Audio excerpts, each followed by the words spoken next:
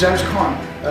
Nice to meet you. Yeah, we met very briefly downstairs and really appreciate your time. I know you're a very busy man. But you're coming to South Africa in a few weeks' time.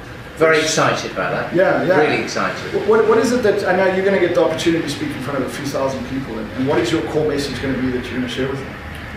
I think really that entrepreneurship is absolutely alive and kicking. I think this is the time that I think we should unleash the potential of people in South Africa. I think the vibrancy, the enterprise spirit in South Africa exists. I think what they need to do is have the opportunity to be able to become their own, control their own destiny, have the opportunity to create their own wealth. I was in South Africa literally over Christmas, and I was so blown away by the passion, the excitement of people in that country. And I think entrepreneurship is made for South Africa, and I was hoping to give them an example of somebody like themselves that has been in a very similar situation to themselves. You know, I started life with nothing. I left school at 16. I didn't have a silver spoon. You know, I didn't have a privileged background. And yet with the kind of drive, the passion, the determination, the belief in myself, you know, I've managed to create, you know, a fantastic lifestyle. And my whole idea was to share that journey and that experience with people in South Africa. And I suppose the core message was to let them know that they can do it too. I think, you know, and it's fascinating you talk about that. We almost like get blocked sometimes as entrepreneurs that succeed that come from adversity. But it is, you know, it is a strong message for South Africa where so many people come from adversity. It's so funny because people see the adversity as the reason why they can't succeed, when truthfully so many successful people succeeded because of the adversity, or came from the adversity. You, myself, and many other people struggled at school or didn't finish school initially, and yet we went on to achieve success in business. It's obviously not the message we're saying that you shouldn't get educated or it doesn't matter if you finish school, but it is the strong message that it doesn't matter what background you come from, it doesn't matter what you have money on. Yeah, that's my core message, that the answer is it doesn't matter, because, you know, my children have had a very privileged background, they've gone to fantastic schools, the best universities, but the problem is if they stood up, you would say, yeah, but they did it because. Yeah. What I suppose I'm saying is there is no because. You know, it can happen because you want it to happen, because it means enough for you to make it happen. And I think sometimes people need to see live examples, you know, that it can really happen. Yeah. And what was it, what do you think, James, when you talk about it, because sometimes, I mean, you've been successful for a while now, you're obviously well known, been an investor on Dragon's Den, which a lot of South Africans will probably recognize you from.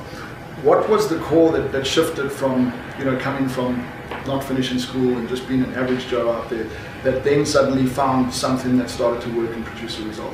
Was it something specific, or was it just a persistence and a consistency going through a process of wanting to succeed? And was the want to succeed financially, or was the want to make the impact or the difference that you're making through your businesses? I think it's both, really. I think on a single level, I don't think it's just about making money. I think because every entrepreneur goes through a period where things start to happen, you start to become successful, your quality of life improves. And what I found is that, well, I think money is very exciting, but when money stops making a difference, I think you need something else. So I think what happens is you get to a point where, you know, your kids go to good school, you live in a good home, you drive a nice car, you eat in nice restaurants. But what happens after that? So that extra £1 million, it doesn't mean you change your house, it doesn't mean you change the kids' school. So I think what happens, if it was a graph, it goes up and then it plateaus. And I think when it plateaus, you need something else. And I found myself at a point where success, or financial success, stopped making a difference. And then I wanted something else. And I suppose my something else was to make a difference to other people. And I found that that was as rewarding as the kick out of making money.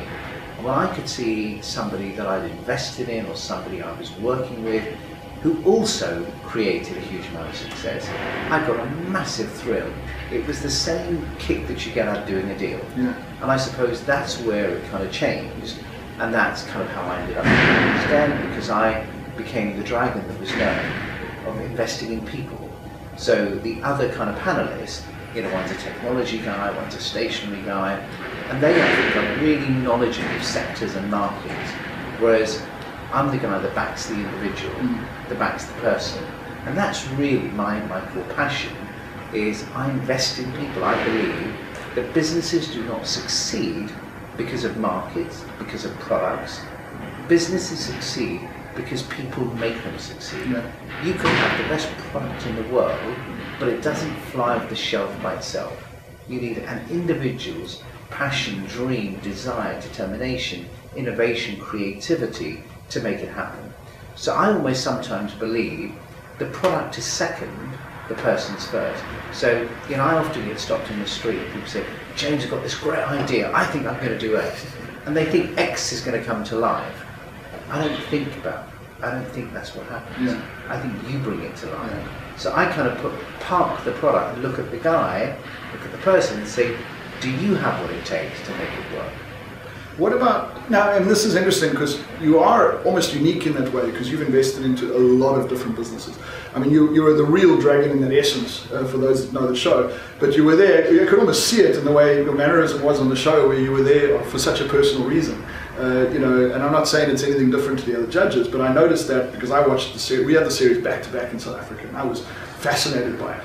But there was something about the way you interacted with people that you could almost see. You were looking for those special people to invest in. But I mean, of course, you've been investing in people long before that and still invest a lot in people now. And that's a core part of what you do in your business now, is you look for opportunities, you look for individuals to invest into. So a couple of questions around that, because I think this is a very big interest in an emerging market like South Africa. There's a lot of people that want to become entrepreneurs. There's also a lot of people that almost have to become entrepreneurs because of the circumstances.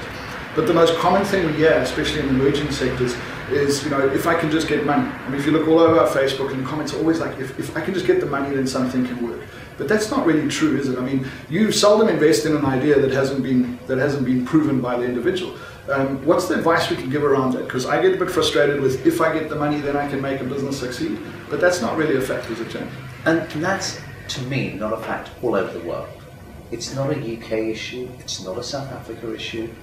What you find is people who've got what it takes with a proposition that can work always find the money. Yeah. I really, really believe that. So if you can't find the money, don't blame the market. Actually just rewind back and say, am I doing this right? Because what happens is, I think everybody thinks to be an entrepreneur, to build a business, you have to be an inventor. So I have to invent the next big X. Well, actually, you know what? You look at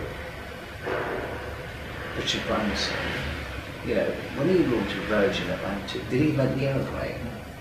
Did he invent air travel? No. When you look at EasyJet, what did Celius actually invent? Nothing. So I think, to me, success is about finding something that already exists. You can do it cheaper, faster, and better. That in itself is a business. Yeah. And what I think sometimes entrepreneurs get stuck with, they think they've got to reinvent the world. I'm not sure that's the answer. Now, if you want to play that game, then you need millions. Because if you invent something that never existed before, you have to educate an entire market. The definition of educating a market means millions of pounds in branding and marketing that we don't have. And we're never going to risk that kind of money because it's flicking a coin. So I think smart entrepreneurs are people who find things that they already know exist, but they find an angle. And I think, to me, for example, in Dragon's Den, I'm the same investor as the other four, but my angle is, I think the answer isn't in that plastic cup, it's in the guy. So I'll give you a good example. My first investment in the Den was I invested in a treadmill for a dog. And everybody thinks, you know, what in God's name is he doing? You know, fat dogs need to lose weight, so James invests in a treadmill for a dog. Did I really invest in the treadmill? No, I didn't. I looked at the individual, and it was a woman, and I really bought into her because I asked her a really direct question and said, Sam, why are you doing this? And she said, Jane, I think you told me, she said, I'm a mother of three. You know, I was brought up in a very, you know, a good background. I went to a really good school. My family was quite comfortable. At home, I got married, had kids, and then I separated. And ever since I've been separated, financially things haven't been great. I have 3 children, and one of my daughters, Elizabeth, is really smart, really smart kid. And I wanted to go, private school, and I don't have the financial means to do that. And her husband doesn't support her, and I need to do something. And I used to love horse riding, and we used to have a treadmill. We used to help horses kind of, get back because they were unwell. And I just thought one day, why couldn't we do it for dogs? And when I get home every night, my drive, my motivation is I want to make enough money to give my daughter Elizabeth the chance that I have. All of a sudden, I thought, you know what, this woman is going to make it happen. Not because of the treadmill, because she has a real reason. Success to her has an outcome and a value that I think she will swing the second mile for. So actually investing in people, once you understand who they are, what drives them, and I made an offer of £100,000.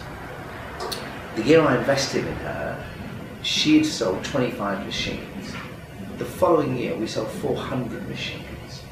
The following year we sold 700 machines. Now, is that because I think the dog treadmills are going to become the latest? No. Yeah. But I believe that to have people who have a product that they can communicate, a price that works in the market, a proposition that is compelling, an individual that has the reasoning. I wrote a book called Start Your Business in 7 Days, and the first chapter says why. Why do you want to be an entrepreneur? And I think most people don't even ask the basic question. Yeah. I think that's actually profound, because we talk about that a lot, and I've been trying to figure out why 99% of entrepreneurs or people struggle and less than 1% succeed. And one of the things, things, as high as that now? Yeah, and it's it's that in first world environments as much as it is in other areas. And obviously it depends how you define success. Is it survival, or is it actually thriving? But the context is just amazing. And one of the things we actually latched onto was exactly what you're talking about. We've always sort of known, because our background is less about business and more about the personal journey, the personal why you become. And literally, if you were to see me speak, or if you were to see it, we say the ultimate driving force is if you can answer the question why. And if it's not all about you. In other words, if that why makes sense because of who you are. It's not I'll do it because I can do it. It's I do it because I have to do it. It's like there's something that drives it. And everyone has it, but so many people struggle to connect with it. Let me give you an example of why. So I invested in somebody recently, and he came to me with an idea. I listened to the idea, listened to him. I really like the guy, I really like the concept. And one of my fundamental principles is I don't invest in business if we are not aligned. So if I'm going to invest, you're going to invest with me. Yeah. Because if you really think it's that great and you can't find anybody to back you, I'm not interested. Anyway, the day before I was looking at another opportunity. The guy was going to invest £300,000 with me, and I turned the deal down. I did the next deal with the guy, and he put in 13.5 grand. The 13.5 was worth more to me than the guy before at 300. Why? Because the guy put in, or was offering to put in 300, had $1 million, and the guy that had 13.5 had nothing. So he borrowed 3.5 from his sister. I think he got 2.5 for selling his car. I think his girlfriend gave him 1,800. And when he came in, he said to us, I said, "What are you going to invest in?" And he showed me the checks. I think he had like 6 checks, 700, 1,800. And I looked at him and I looked at that. And I said, "Just talk me through the names on the checks." It was mother, sister, girlfriend, friend, etc. So I thought, he's gone out, he's spoken to the people who were closest to him. And if he lost their money, the pain that he would experience and the emotional feeling, and I was going to put in £460,000. To me, the 460,000 has less of a value than his 13.5. And I thought that was a great deal. So what I'm saying is sometimes it's not in the maths. It's about, again, it's about the individual. And I came out and my investment manager was with me. He said, "James, you completely confused me. Yesterday we're turning a guy down because he's only putting in 300. And all of a sudden, you've got this bounce in your step. You're really excited because the guy put in 13.5 grand. I said, because it's not in the maths. Yeah. It's about, just put yourself in his position and tell me what you think he will do to protect that 13.5 grand. He will, he will not sleep at night, because for him to go back to his sister and say, I've lost your money, to go back to your mum, to your girlfriend, and because I looked at the names and the checks, they were the people, in my opinion, who were the closest to him. Yeah. He won't do it for me, he may not even do it for himself, but he'll do it for them. Yeah. And when you then ask that question, why, to me, that was a fantastic why. So it could be, so there's two things that are very clear, and I think what we're really doing is we're talking to people who are stuck with this. There's no doubt going to be thousands of people watching this going like, but how do I get money? And we're taking it away from stop focusing on money. The first thing is, who are you? Which is clearly, that's how you look at it. If you don't get the connection with the individual, you're not even going to go there. It doesn't matter how good the idea is. The second thing is, how serious are you? And it's interesting because investment can come from money, but from other aspects as well. But I noticed how the Dragons as a whole, and I know you picked some people out for this, if they were trying to pitch you on a deal, but they had another business, but they weren't going to include the other entities or equities, and it's almost like they're just not that serious, and they're quite, like you said, they're quite happy to lose your money. Sure. But in this case, you wouldn't lose the money of the family. That's why, and if they say, there's no money out there, that's not because there's no money out there. You just haven't presented it right. Yeah. So I think, what is the real advice? Because this is, let me ask you this firstly. Any interest in investing in some businesses in South Africa? Sure. I've set aside some time while I'm there. I've already arranged a couple of meetings with people who approach me. I get approached from all over the world. And I think we've got 6 meetings lined up with people up there. And I'm fascinated by the country. I'm fascinated by the people over there because I think they have the right DNA. So I think if I saw an exciting proposition that fits the usual criteria, would I consider it? I think the answer would have to be yes. With the right person. With the right person, absolutely. And so, because I think one of the things that people will say in South Africa, which is not entirely true, but when they meet somebody like you or hear about somebody like you, and there are a number of people like you around the world who are out there looking to invest in opportunities, and with this whole, that serves your why, like you said, it gives you that excitement you had when you started businesses. It's hugely rewarding to see opportunities and the right people get results because of that impact. So if you, by putting some money and giving advice in there, can aid that, that's what drives you to a large degree. There's not a lot of you out there. There's not 500 James Caans in a city who are ready to invest in other people's businesses. So people sort of go, but there aren't people out there that are ready to keep a business. In South Africa, everyone just goes to the bank, and we've got very formal commercial banks, and they go no, because it's just one criteria or not, and then they give up. What is the advice around that? Where do we look for money, or where do people look for money if they can't get to a James Caan straight away? What is the approach? Do you believe if you just put it out there effectively that you'll start to attract it, or is there a process? It's a great question. So I don't accept there's no money. Yeah. That's my fundamental principle. Absolutely. Because I believe that if you were the right individual, if you had the right proposition, and this is quite a complex question. So for the sake of argument, somebody comes to me with a business proposition, it's a great idea, and I say, have you tested this in the market? No, I haven't. So it's just an idea. He's going to struggle to get money. If he says, yes, actually I have tested the idea, and I think it works, and so what does that really mean? Who have you tested it with? Well, my mum really likes it, my dad really likes it. That doesn't tell me a lot, because they're always going to tell you it's great, they will pay. So have you tested it in the commercial market with people who are going to buy it from you? No. So what? Talk to those people. Now you can take that one step further and say, is anybody prepared to give you an order? If you're out in the market with an idea that's got an order attached to it, do you think you'll raise any money? Yeah, obviously, yes. That's... So hang on, so all of a sudden, what happens is that, what happened, there's no money out there. Yeah. What happened to the banks don't lend? Yeah. So all of a sudden I asked you a different question with exactly the same issue, and you didn't even bat an eyelid, you just said yes. So that illustrates the point. There is money out there. The question is, how are you presenting it? Now, if you believed in your idea, and if you believed in your proposition, and you found somebody who's prepared to give you an order, you've just solved the problem.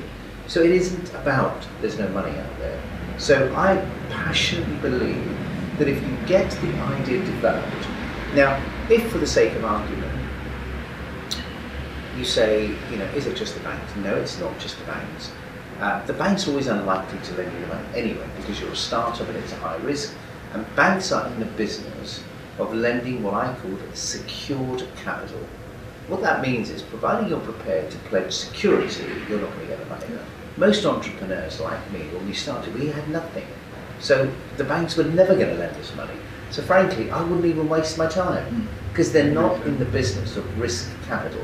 Now, if let's say my business happened to be a food business, and I really thought that it was a great idea, my first port of call would be to go to a food company that's already in my business.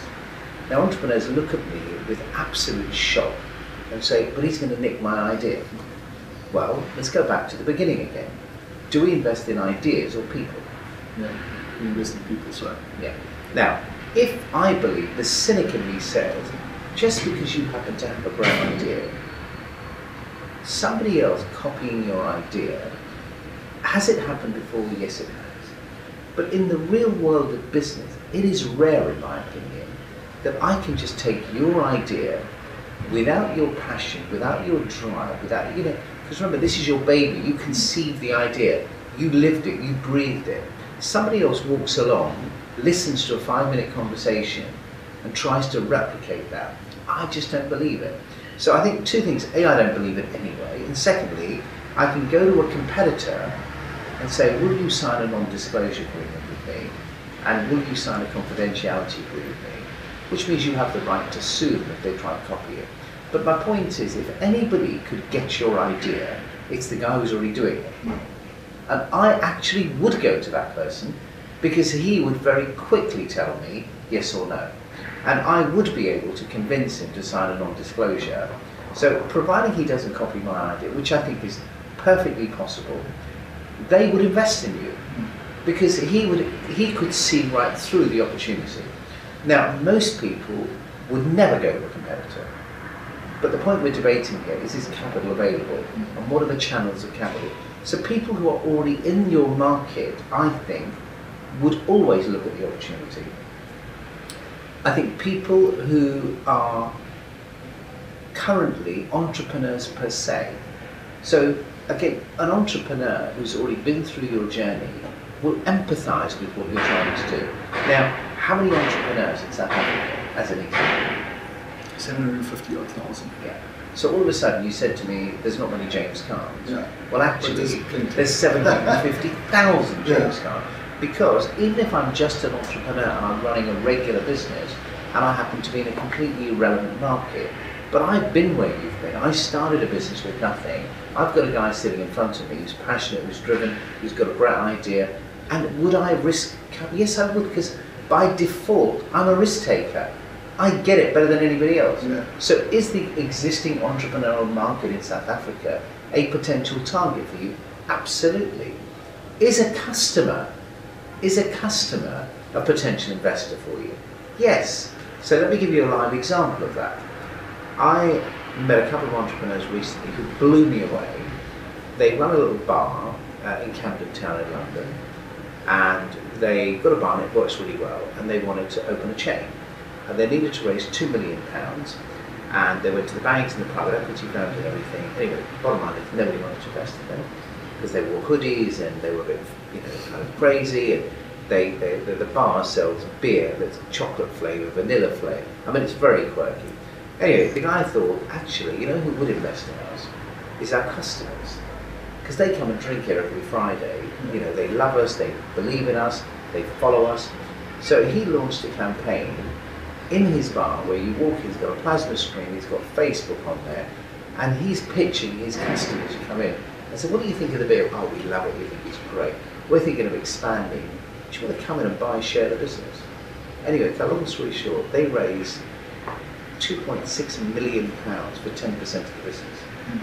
Unbelievable. Now, is there any money out there? Yeah. Of course there is. But the question is, you have to think outside the box. If the idea is that good, and you really believe in it, and you're passionate about it, and you can demonstrate to somebody the market will buy that product, I think you'll raise money. But if you can't demonstrate the market is prepared to buy that, I think you will struggle. So, I mean, what we say is this is the very essence of entrepreneurship, isn't it? I mean, it's entirely in the hands of the individual that's listening to this. It's not, the minute they're saying, I can't get the money, or somebody's not there to help me, or somebody's not there to give me something, they disempower themselves, and they're not an entrepreneur. They don't deserve the title. You know, they're barely self-employed if they try at the best. But the real entrepreneur goes out there regardless of the context and circumstances, and he manifests what's there anyway. You've just pointed out such obvious things that no one sees, because this is how you've channeled it, and this is what people need to look at. There is always the money out there. You know, there's always the market out there. So. When you read my life story, when you read my book, you'll see when I started with nothing. I experienced every single thing that every entrepreneur, everybody closed the door on me and said no. So I started on the back of a credit card, because I woke up one morning and looked at my credit card and I thought, I've got a limit on that credit card I can draw down on. Why can't I just draw the money out? Yeah. And so I called the bank and I said, what would the maximum limit you would give me on the credit card? And they said £10,000. So it's quite interesting. So I went to another bank and I said, listen, I'd like to get another credit card. Would you, can I apply? And they said, sure, have you got a job and a salary and everything? And I said, yeah. So I got a second credit card from the second bank. I rang the third bank and I said, can I apply for a credit card? And they said, yeah. So I ended up with 3 credit cards with 10 grand each. There's a credit right there. I got £30,000 on the back of a credit card. Now, is that the right thing to do? Was that the right interest rate? But you know what, as an entrepreneur, you kind of do what you have to do. Exactly, yeah. And it was the most unconventional thing you would ever have thought about. But when everybody else turned you down, you kind of, your brain's like doing overtime. And it just happened to me. I walked into a shop, I bought something, and I thought to myself, actually, I'm going to pay X amount a month for that. Why can't I just use that cash? So the whole point I'm making is, money is available. Yeah. It's, if you fall at that first hurdle, I'm not sure you're an entrepreneur. Yeah, exactly. I think that's the point. Dan, you've taken a lot of your time, and it's been hugely inspiring. I think it's such a powerful message. It really is. I never know when I'm going to, we know the persona in terms of what you've been on TV and what you've done in terms of the profile. But when you listen to the passion, I mean, just the way you exert it, it's like such a powerful message. You should please come to South Africa and share that, because I think the key is, there's no lack of inspiration, but there's a lack of understanding that the practicality is right in front of them. That it's not something that has to come to them; it's something they can grab with open arms. And I think you personified that in your own basis. You explained that in context. You called me out, which is quite hard to do a number of times, making me feel like that. But it's so profound, because the fact that you're in England and it's England and people think it's really easy, which is absolute nonsense, is absolutely irrelevant. And well, let me tell you right now, the most important date in my diary is the Down in Johannesburg. I'm really looking forward to being in South Africa. South Africa to me inspires me. I think it's a land of hope. I think it's a land of opportunity. The people in South Africa, I think, have that DNA. I think they have every reason to succeed. What they need is an opportunity, and what I'm hoping for is that I can provide the inspiration. Yeah. Lovely meeting you. It was brilliant. Thank you. Good to see you. All right, great.